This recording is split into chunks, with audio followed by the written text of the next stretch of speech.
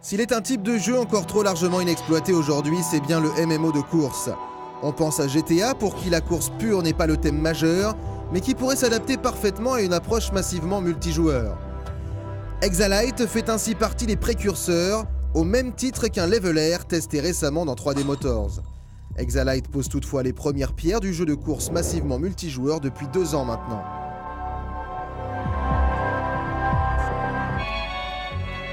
Le soft immerge le joueur dans un univers fantasmagorique où 4 races se partagent autant de mondes reliés par des téléporteurs. Les Jawal, Pyro, Zoo et Myriat sont les 4 clans qui sévissent à travers l'univers d'Exalyte, baptisé Arcadia. Chacun d'eux possède ses propres caractéristiques, privilégiant soit les performances pures, soit la résistance aux attaques, ou au contraire des qualités offensives plus efficaces. Après avoir choisi et personnalisé son personnage, le joueur est donc immergé dans une cité habitée de marchands, de maîtres de classe et autres habitants. Au fil de l'évolution du personnage, il sera amené à les rencontrer afin d'y recevoir des défis de course ou des améliorations de véhicules et de statistiques personnelles.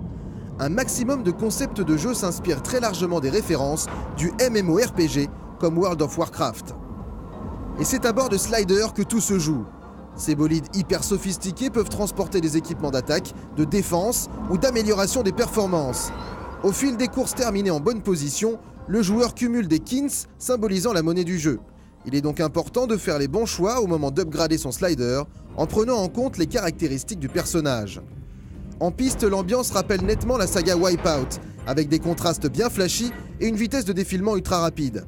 Le fait de posséder un armement vient ajouter une dose d'action. L'ensemble demande donc une certaine adresse. Dommage que le jeu ne prenne pas en charge nativement la manette de jeu. Exalyte se joue à l'ancienne, au clavier. À la manière d'un Trackmania, il faudra donc maîtriser ses trajectoires au millimètre. Le moteur physique a beau être typé arcade, il demande un minimum d'attention dans les sections sinueuses et le frein n'est pas superflu. Les combats sont particulièrement intenses sur ces tracés truffés de propulseurs, venant accélérer encore un peu plus le jeu.